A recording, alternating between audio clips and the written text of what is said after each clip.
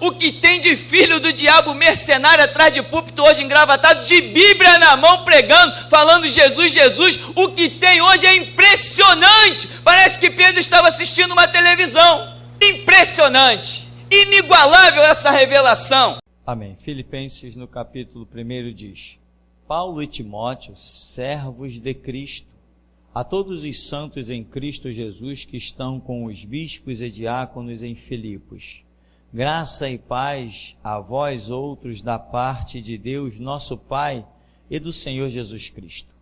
Dou graças ao meu Deus todas as vezes que me recordo de vós.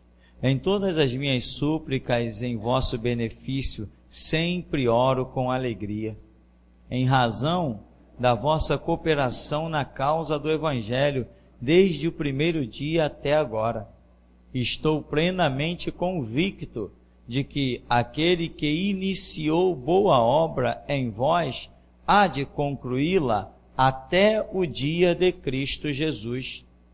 Ora, é justo que eu me sinta assim a respeito de todos vós, pois estáis em meu coração, já que todos sois participantes comigo da graça, tanto nas correntes que me prendem, quanto na defesa e na confirmação do Evangelho. Deus é minha testemunha da saudade que sinto de todos vós, com a eterna misericórdia de Cristo Jesus. E suplico isto em oração, que o vosso amor fraternal cresça cada vez mais no pleno conhecimento e em todo entendimento, a fim de que possais discernir o que é melhor, para que vós vos torneis puros e irrepreensíveis até o dia de Cristo, plenos do fruto de justiça, fruto este que vem por meio de Jesus Cristo, para a glória e louvor de Deus. Amém? Podem sentar.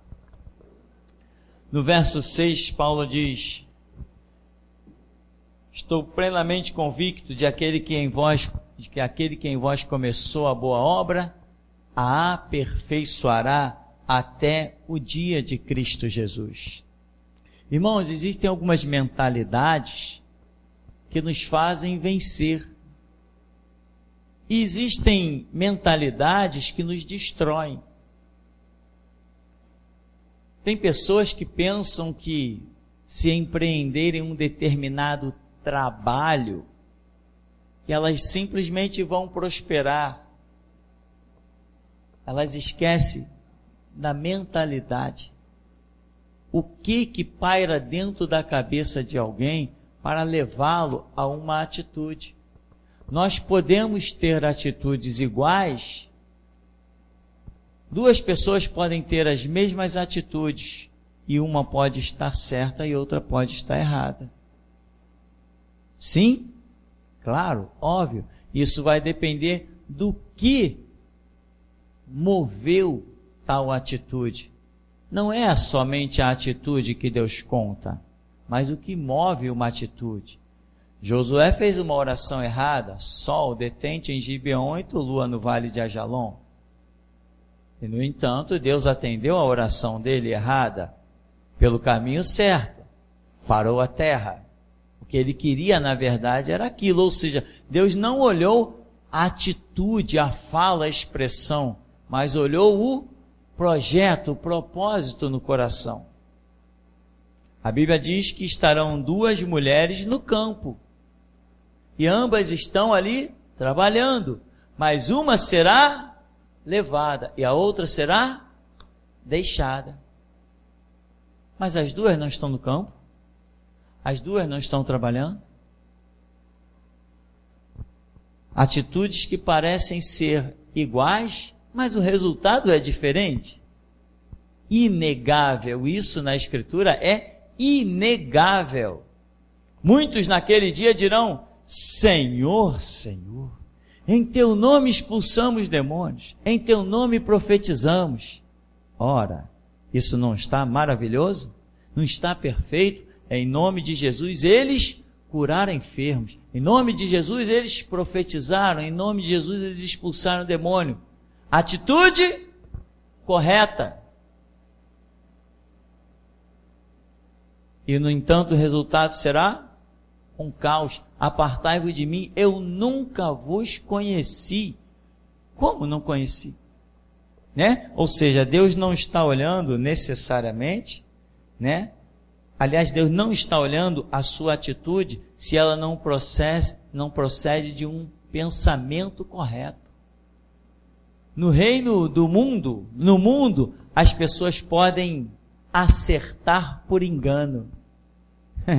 Mas no reino de Deus, não. Ninguém acerta por engano. Até a adoração a Jesus, ele já rejeitou, quando as pessoas em mente não tinham o prumo correto. Prostraram-se para adorar diante de Jesus, achando que ele era só um anjo. Isso está espalhado em toda a Escritura, Antigo Testamento e outras partes do Novo Testamento também, do que nós chamamos Novo Testamento de um modo geral. E, no entanto, quando as pessoas iam adorar, Jesus falou: não, me adora não. Adora a Deus, sendo Ele próprio o Senhor de toda a glória, digno de toda a honra, louvor e adoração. Amém? Ou seja, não é apenas a atitude, mas o que move a atitude. Então tem muita gente trabalhando com a mentalidade errada. Às vezes pessoas, por exemplo, esse é o exemplo que veio na minha cabeça. As pessoas dizem: vou aprender um instrumento porque eu vou tocar na frente da igreja. Não, você não vai nunca tocar na frente da igreja se a mentalidade é essa: vou aprender um instrumento para tocar na frente da igreja. Nunca vai tocar.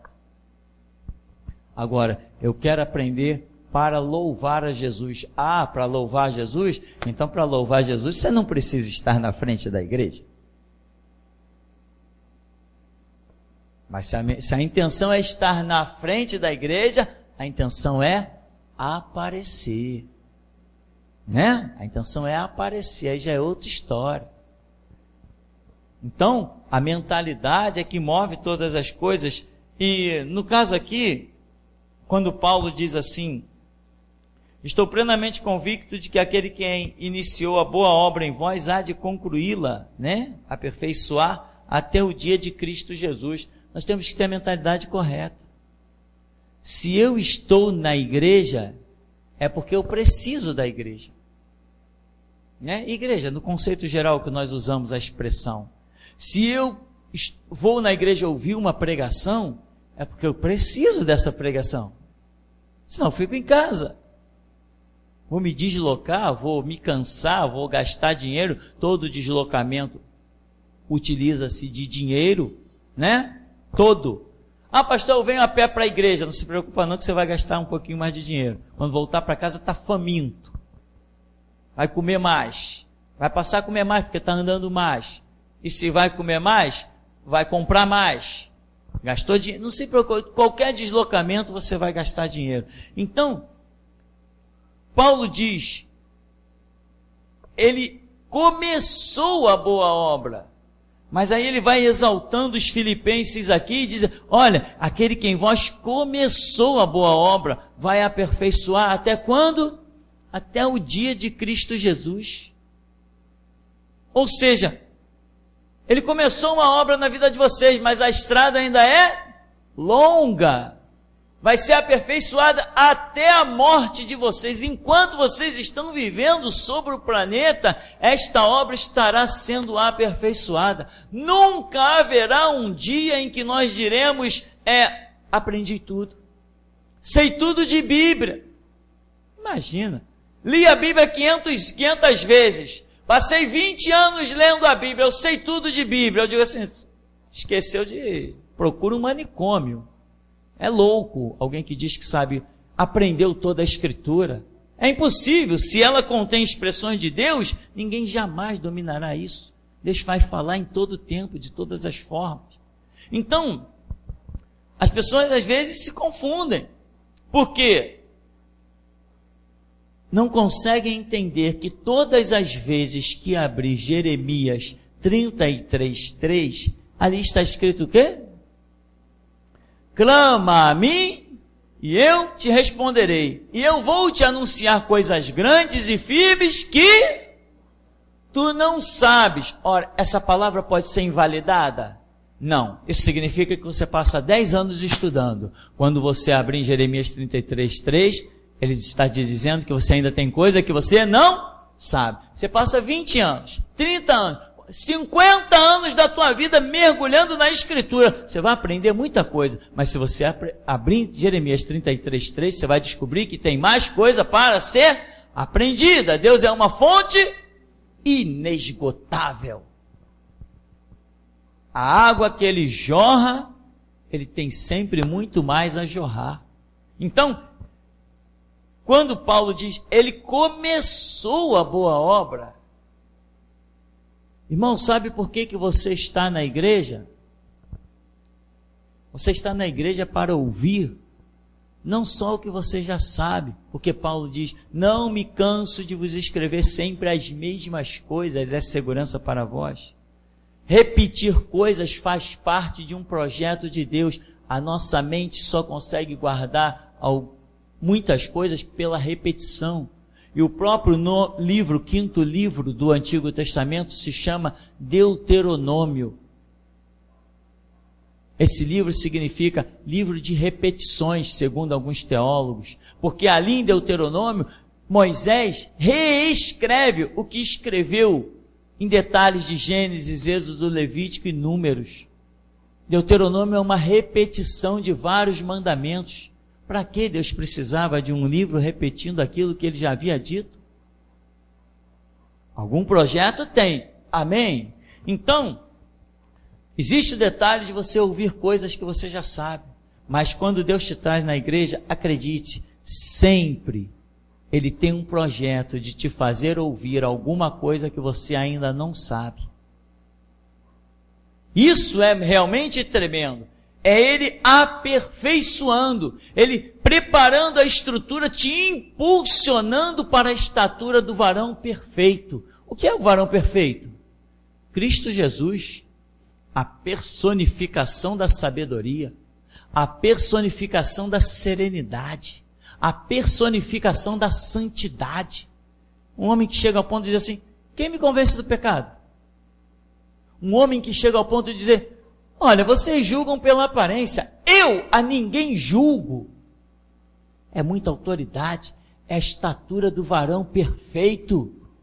Aquele que ensina, não espreite o sangue inocente, não roube, não furte, ele é perfeito. Todas as vezes que você chega na igreja, meu irmão, é porque Deus tem um projeto de te fazer ouvir alguma coisa que você ainda não ouviu, ou te fazer ouvir alguma coisa que você já ouviu, mas não levou muito a sério, ou te fazer ouvir alguma coisa que você já ouviu, mas escapou da sua memória. Ele precisa te levar à estatura do varão perfeito. Como? Através dos seus ensinamentos. E eu vou te dizer uma coisa, irmão. Sabe o que nos faz bem? O que nos faz bem, meu irmão, é aquilo que nós ainda não ouvimos. É o que precisamos ouvir. Você acha que não precisa ouvir mais nada?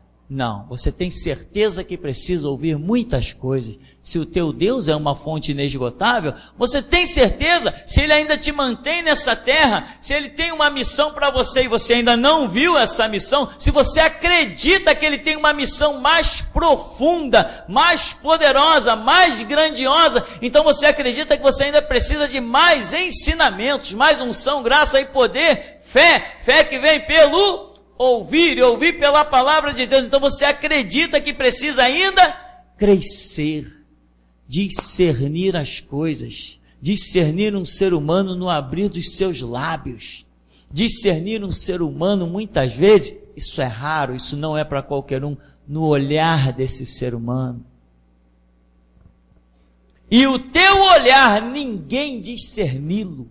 Quando você olha e as pessoas te condenam pelo teu olhar, elas entram em juízo, porque você vai estar espiritualmente muito acima delas.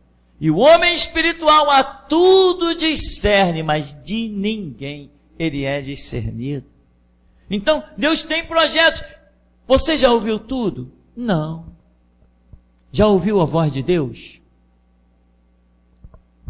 consegue interpretar as visões e os sonhos. O seu crescimento já se tornou pleno. Sabe qual é o grande problema às vezes? É a pessoa ouvir alguma coisa e ela dizer, não gostei do que ouvi. Né? Normalmente isso acontece aqui com os novos que entram aqui no ministério e que a pessoa passa uma semana aqui, daqui a pouco está indo embora. Não, eu não gostei do que aquele pastor disse, não. Mas ora, mas é o que você não gostou que vai te lapidar. O diamante não é aquela coisa bonita que você vê, não. Aquele processo, meu irmão, é muita coisa que contraria o diamante. Uma lima que vem e arranca-lhe o couro. Ele é submetido a temperaturas. Ele é submetido a uma série de adversidades. E depois de todo aquele trabalho, se torna aquela pedra sextavada, lapidada, aquela coisa que por aí está valendo fortunas. Mas quando se encontra um diamante na natureza, se eu e você encontrar um diamante na natureza, meu irmão, sabe o que a gente vai fazer com ele? Vai chutar. Eu não conheço um diamante sem primeiro ele ser lapidado. Não conheço nem depois de ele ser lapidado. Só depois de muito processo é que as pessoas olham e dizem assim, puxa, que pedra bonita. Aí alguém diz assim, isso aí é um diamante holandês, isso vale 10 milhões de dólares. Você, o quê? Eu até achei a pedra bonita, mas não imaginei que ela valesse 10 milhões de dólares. Irmão, você tem que ouvir o que não te agrada. É isso que vai te lapidar. É isso que vai te trazer equilíbrio. Sabe, meu irmão, ninguém se transforma naquilo que Deus quer ouvindo só coisas boas, coisas agradáveis, sabe, passando a mão na cabeça. Ninguém se transforma em coisa boa, em coisa que Deus quer, ouvindo só o que é bom, só o que é agradável. Eu gostei muito daquela igreja, eu gostei muito, aquele pastor só diz coisas bonitas, aquele pastor só diz coisas belas. Eu já ouvi pessoas assim, hoje estão desviados, sabe por quê? Porque só ouviram coisas belas, quando se depararam com o primeiro espinho da rosa, que ninguém me avisou que esse espinho estava aqui. Você aqui, você leva muita paulada. Lá fora, quando você tropeça, você levanta e diz, vou em frente.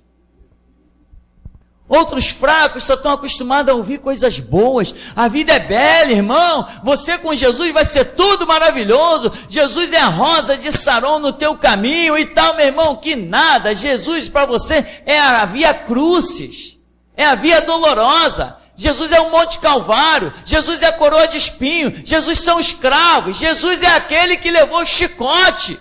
Então quando você leva a chicotada, você resiste. Você resiste, meu irmão. Os homens mais fortes não são os que carregam flores, são os que carregam a cruz, a madeira. Esses é que são fortes. Quem é mais resistente? Os que trabalham carregando saco de cimento ou os que trabalham no mercado das flores, transportando caixas de pétalas para lá e para cá? Deus começou uma boa obra, irmão, e vai aperfeiçoar. E eu te digo, vai aperfeiçoar na paulada. Vai aperfeiçoar na pancada. E quem não quiser o tratado de Deus, meu irmão, vai ter que pular fora. Porque Ele vai tratar. Porque Ele quer separar o melhor do suco da laranja. Ele não quer o suco da laranja, não. O suco da laranja somos todos nós. Ele quer algo muito mais valioso que isso. Em uma igreja, certa vez, eu ouvi uma profecia, agora, no século passado, no século 20, a profecia em que dizia assim, olha, está tudo pronto, já está tudo arrumado para o meu retorno. Quando eu ouvi aquilo, veio na minha memória João 14.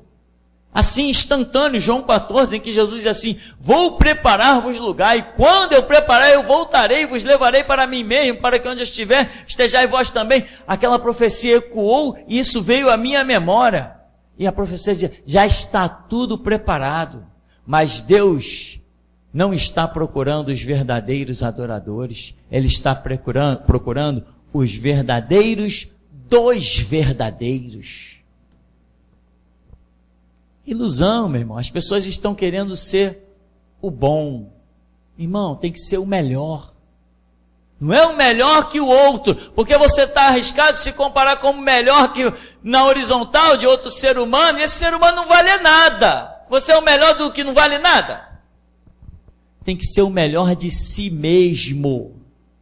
Reconhecer que você pode ser, que você pode fazer, que você pode dar de si, que você pode se entregar. Quando você olha para si mesmo e diz, as minhas forças estão no limite, eu dei o meu melhor para Deus.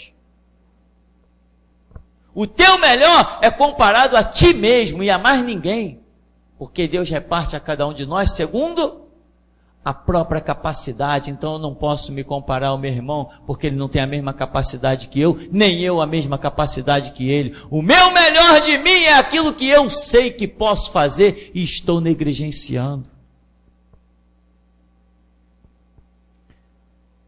Ele começou uma boa obra, irmão, mas nós ainda não entendemos tudo. Se nós entendêssemos tudo, nesse exato momento aqui, irmão, nós todos estaríamos discernindo a voz de Deus. Nós todos teríamos a serenidade da sabedoria. Todos nós seríamos belos conselheiros. Todos nós seríamos, sabe, mensageiros de Deus nas suas multiformes ações do Espírito Santo. E, no entanto, nem todos estamos preparados. Alguns, entretanto, nunca estarão preparados, porque não tem nem essa preocupação. Estão deixando escoar entre seus dedos o glorioso chamado de ser um servo do Deus vivo. Irmão, quando eu estava louvando aqui ainda há pouco, eu fui impactado com algumas coisas, mas várias coisas, mas uma delas.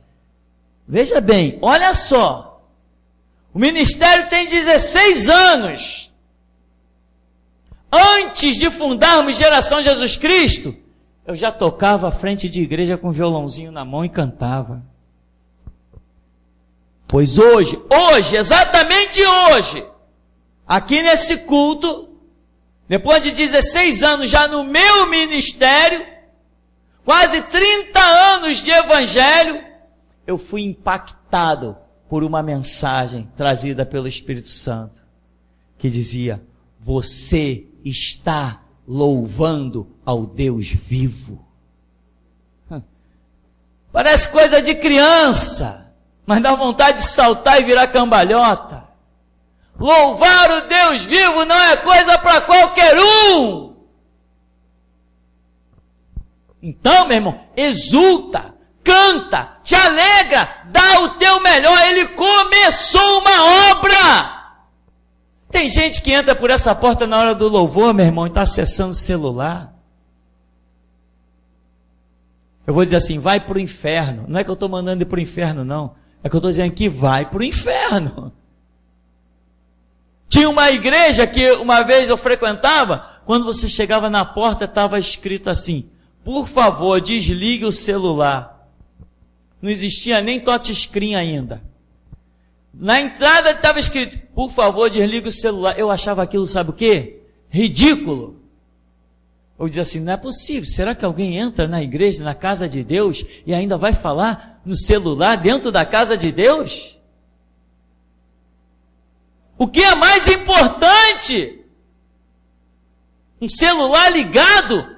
Ou eu ter o privilégio de louvar o Deus vivo e saber que daquele momento que eu me dirigi para aquele santuário, os céus pararam para ouvir o louvor da terra. Só que tem gente que não cresceu, não acordou, não despertou. Deus está fazendo uma grande obra. Ele começou uma grande obra e está aperfeiçoando, meu irmão. Você sabia que a música é padronizada? A música é padronizada. Nós seguimos, quando pega-se uma tonalidade, nós seguimos sempre as mesmas notas. Não muda nunca. Ninguém faz diferente. É tudo igual o tempo todo. Eu toco sempre as mesmas notas. E se eu quiser inventar uma coisa diferente, eu vou errar. Porque a música é padronizada. Eu tenho outro segredo para você. A nossa voz é padronizada. Se a sua voz está treinada, exercitada, você pega o tom e a música é composta. Um exemplo: Dó, Lá menor, Fá, Ré menor, Si bemol, Sol. E volta o ciclo. A sua voz segue aquilo direto.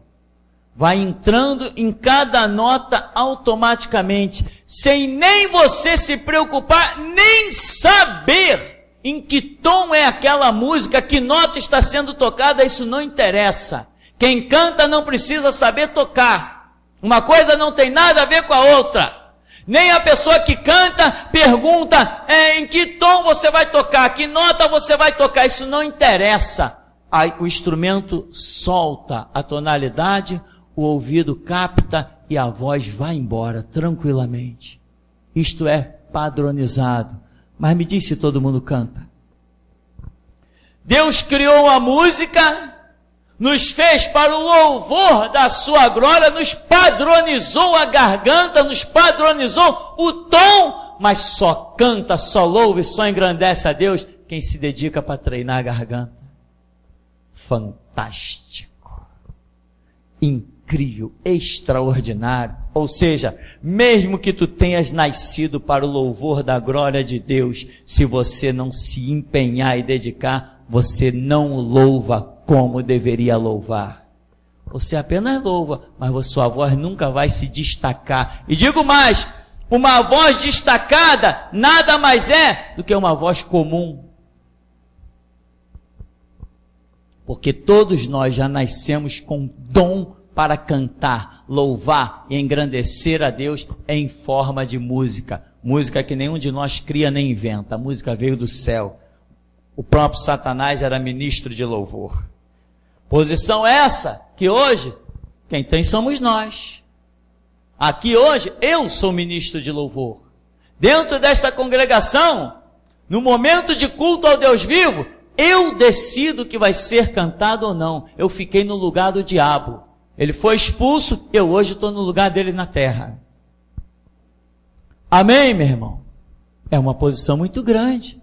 Dizia-se a respeito daquele ministro de louvor, que estava no meio dos pífaros e das suas gaitas, e aquele que estava no meio das pedras afogueadas. Por quê? Porque era aquele que ministrava o louvor. Hoje quem anda no meio das pedras afogueadas sou eu. Quem ministra o louvor para Deus hoje na terra dos mortais sou eu. O diabo faz falta? Faz falta nenhuma.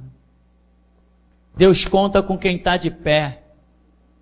E quem está caído, meu irmão, simplesmente está caído, não faz falta. Me diz que o diabo faz falta lá no céu. Quando foi que a Escritura mencionou alguma falta do diabo?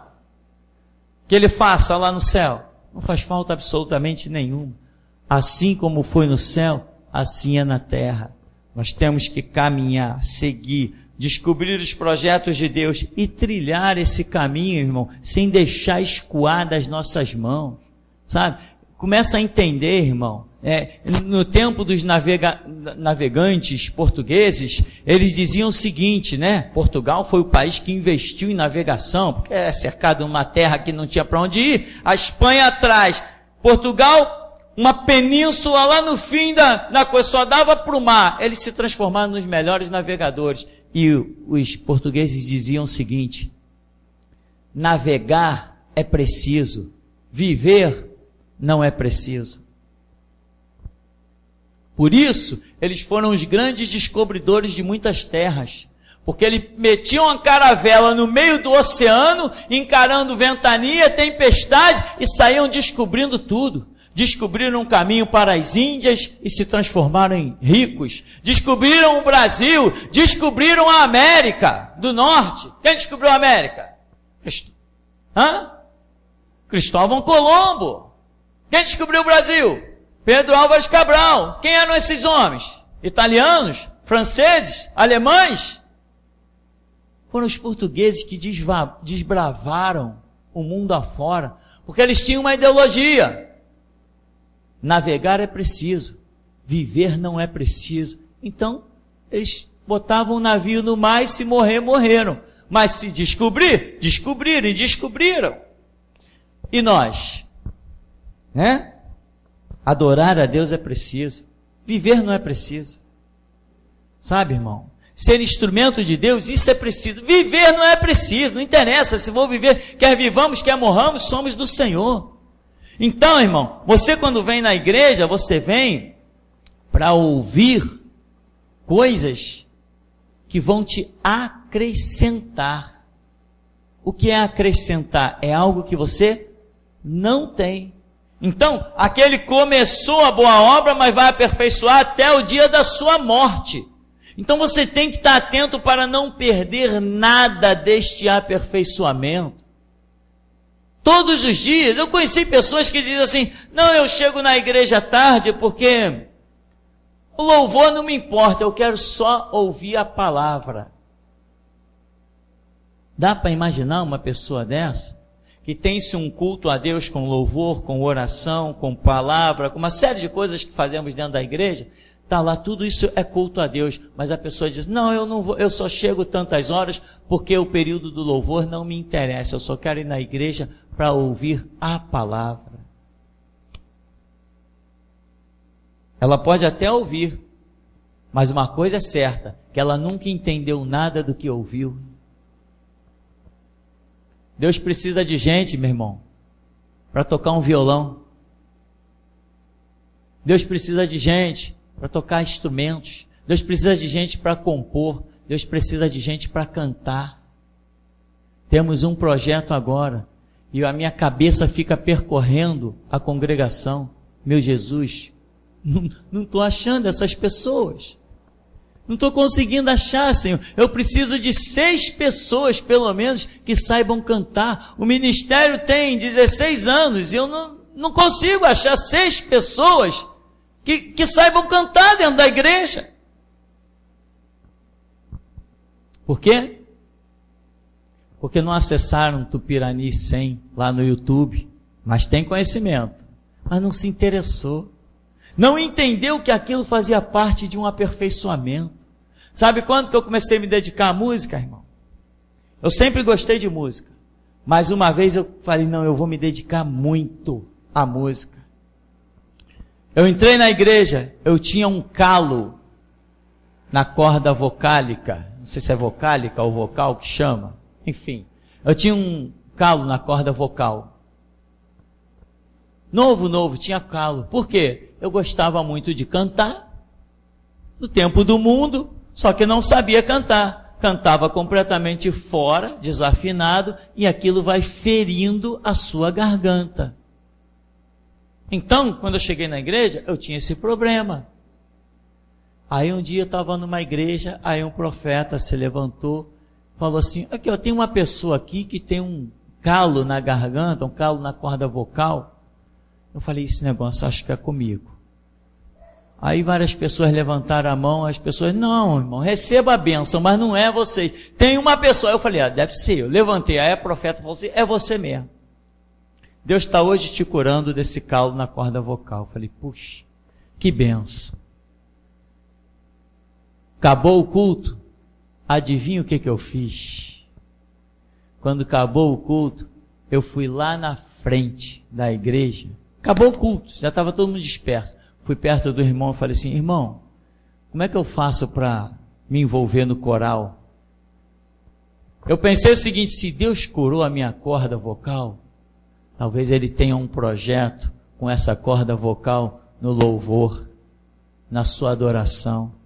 Aí o irmão falou, vem aí, tem um irmão fulano que dirige o coral dos jovens. Eu falei, tal dia, tal hora eu estou aí. E ali eu comecei a aprender muito naquele coralzinho simples, comecei a aprender porque o pessoal sabia cantar, era gente boa. E você vai aprendendo pelo ouvir, pelo se envolver. E o tempo foi passando, irmão. Hoje, eu não tenho a mais bela voz da mídia. mas eu tenho certeza que a minha voz está entre as mais belas que chegam diante do trono de Deus. Porque eu não sou cantor, mas quando o assunto é a adoração, eu sou o melhor. Não sou o melhor comparado a ninguém, nem a você, nem... Eu sou o melhor no meu próprio mundo. Eu digo, estou dando para Deus o meu melhor. Às vezes eu aqui paro de cantar e aguço o meu ouvido. Eu quero ouvir a voz da congregação e eu não ouço. Eu digo assim, meu Deus, esse povo não entendeu ainda que o Senhor é digno de honra, digno de glória, digno de louvor, digno de adoração. Irmão, está com dor de barriga? Louva a Deus. Está com dor no pé, na cabeça, no ombro, dor no pulmão? Louva a Deus. Abra a boca e louva a Deus. Está cheio de problemas? Louva a Deus. Não sabe o que vai comer quando chegar em casa? Louva a Deus. É assim que se vence, com louvor.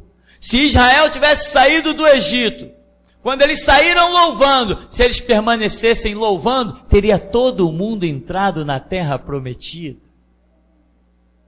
Mas ao invés do louvor, eles tinham murmurações, intrigas, contendas. Então, meu irmão, olha como Paulo diz aqui, ó. Verso 9, suplico isto em oração, que vosso amor fraternal cresça cada vez mais, no pleno conhecimento e em todo entendimento, a fim de que possais discernir o que é melhor, para que vos torneis puros e irrepreensíveis até o dia de Cristo Jesus. Já sabemos disso?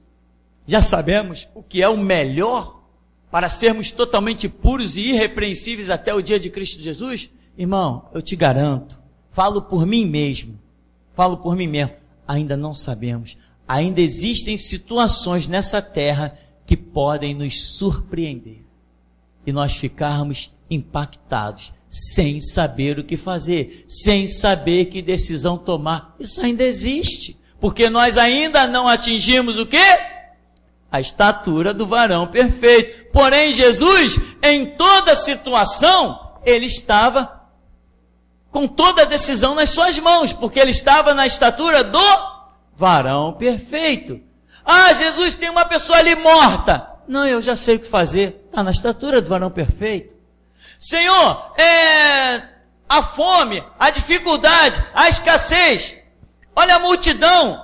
Não temos pão, não temos peixe. Não, vê aí quem tem. Senhor, tem aqui, 5 pães e 2 peixinhos, mas são mais de 5.000 pessoas, Senhor. Não, mas quem está na estatura do varão perfeito sempre sabe o que fazer. E eu te pergunto, irmão, se você estiver diante de um morto, você sabe mesmo o que fazer? Você não está na estatura do varão perfeito.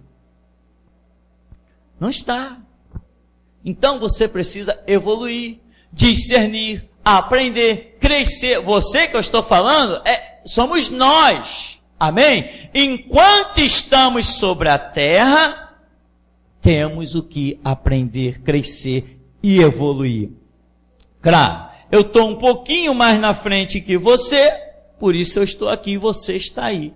Mas, meu irmão, eu acredito que se você permanecer firme e constante, sempre abundante na obra do Senhor, um dia eu vou ter o prazer também de sentar num banco e te ouvir ensinar. E tenho certeza que eu vou aprender com você. O que importa é que você não pare, como alguns aqui dentro já pararam. Alguns aqui dentro se depararam com a dificuldade. E o incentivo de Deus não lhes foi suficiente. Alguns aqui dentro já largaram instrumentos. Que estiveram... Irmão, esse teclado é novo. Pagamos R$500 nesse teclado. Para pagar em, sei lá quantas vezes, 10 vezes. É novinho, é zerado. Irmão, não é fácil adquirir um teclado desse, não. Sabe por que eu estou dizendo que não é fácil? Para você entender que quando seu pai e a sua mãe se esforçou, ou como quando Deus fez chegar às suas mãos, você deveria ter valorizado. Porque muita gente quer e não tem. Às vezes eu passo para usar uma repreensão e exortação aos meus filhos, eu passo por crianças em situações precárias no meio da rua, né? Adolescentes, às vezes homens, jovens, trabalhando, ralando debaixo desse sol aí, que outro dia a sensação térmica, eu estava até passando mal, deu 55 graus a sensação térmica. Eu falei, meu Deus, estamos cozinhando vivo. 55 graus, que loucura. E pessoas carregando um saco de cimento na cabeça, pessoas carregando um saco de carvão nas costas, pessoas empurrando no meio desse asfalto fervendo, empurrando um carrinho com algumas coisas para vender no ferro velho, para poder comprar um prato de comida para dentro de casa. E eu viro para os meus filhos e digo assim, está vendo aquele homem? Ele nunca vai ter uma guitarra na mão, ele nunca vai ter um teclado na mão, ele nunca vai ter uma bateria à disposição dele, ele nunca vai ter um professor de música. Vai morrer daquele jeito se Deus não for lá e livrá-lo. E tem gente aqui dentro que já teve um tecladinho na mão e não valorizou. Tem gente aqui dentro que já teve um violão na mão e não valorizou. Tem gente aqui dentro que já teve uma bateria na mão e não valorizou. Hoje existe uma placa de retorno, mas eu garanto que ela vai ser arrancada, ela vai ser removida. Porque a quem muito lhe é dado, muito será cobrado. Te aperfeiçoa, meu irmão. Tenha um espírito vigilante de oração. Aquilo que Deus trouxer na tua vida, meu irmão, morra, mas não abra mão. Morra, mas não abra mão. Lute com todas as tuas forças. Quando você se vê perdendo as forças e não conseguindo, se o teu coração estiver realmente voltado para Deus, você verá que o Senhor teu Deus porá sobre ti a sua destra e te dirá, eu te esforço, eu te ajudo, eu te sustento com a destra da minha justiça.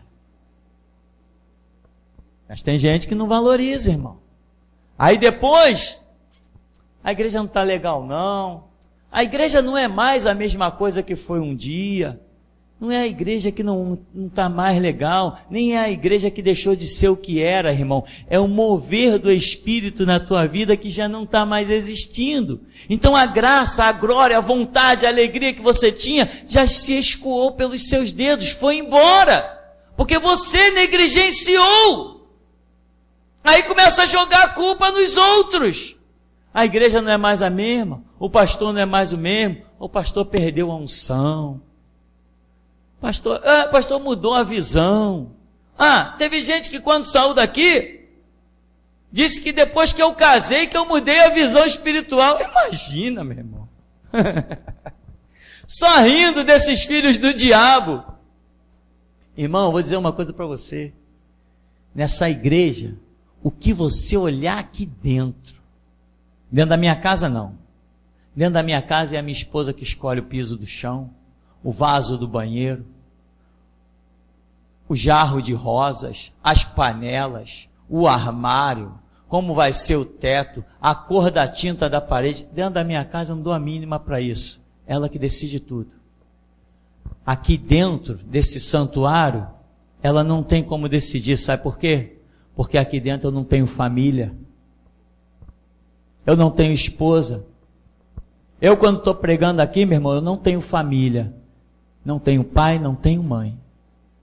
Sempre foi assim, e eu juro pelo meu sangue que sempre será assim. Quando o assunto é igreja, eu mando, eu faço, eu desfaço. Ninguém me dá ordem, não aceito opinião. Quando eu digo esse vaso pode ficar aqui, pode, fica aí. Se eu disser não quero mais aqui, tira, e acabou a história. Não aceito argumento. Se não tirar, eu vou e tiro. Aqui dentro da igreja não existe teocracia. Aqui dentro da igreja existe ditadura. Aonde existe regra, não existe flexibilidade. Se existe uma regra, a regra tem que ser seguida. E aonde regras têm que ser seguidas, não existe democracia. Existe ditadura. E é assim que eu aprendi a andar com Jesus. E é por isso que eu sou bem feliz. A alegria que eu tenho dentro da minha alma, eu não sei se outro homem sobre a terra dos mortais eu tenho.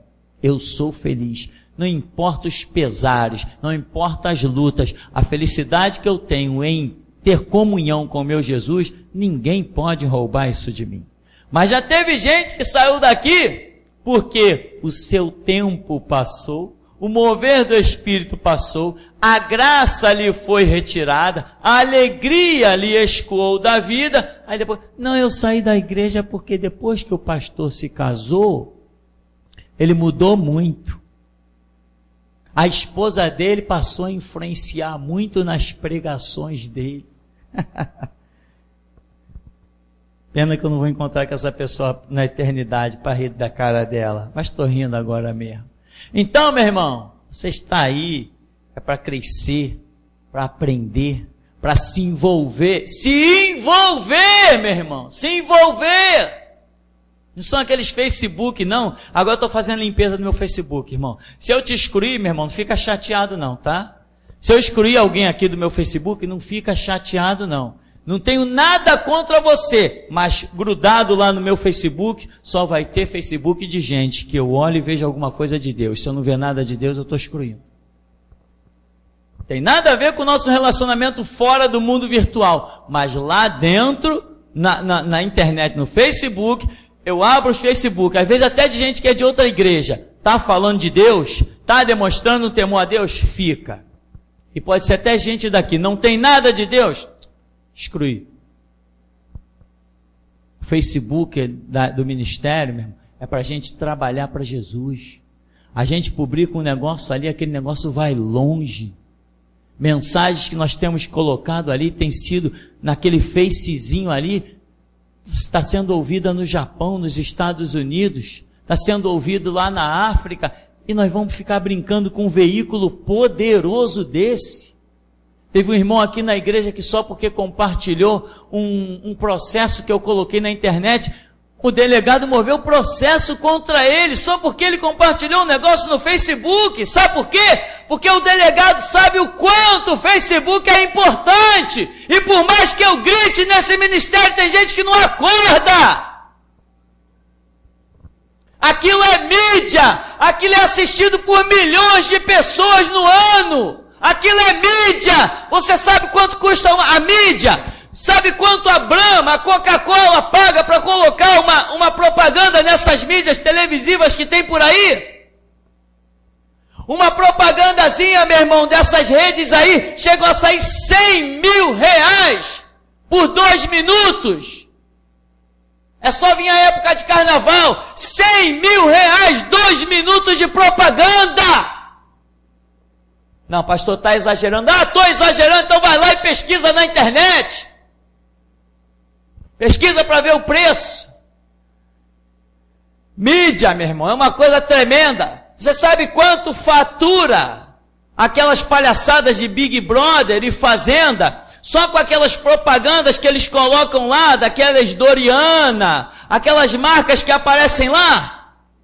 Eles chegam a faturar 20 milhões, só com aquelas propagandas que aparecem durante a Fazenda. Esse é o preço de mídia no Brasil. E você tem uma mídia poderosa na mão chamada internet. E não faz nada. Vai brincar, vai se divertir, vai se distrair. Aquilo não foi posto lá para divertimento não, meu irmão. Aquilo foi posto lá para guerra. E outros ainda, né? Querem se infiltrar no meio da igreja para fazer propaganda. Monta lá o teu site só de propaganda, mas não vem usar a igreja para tua propaganda. É tempo de viver Cristo, meu irmão.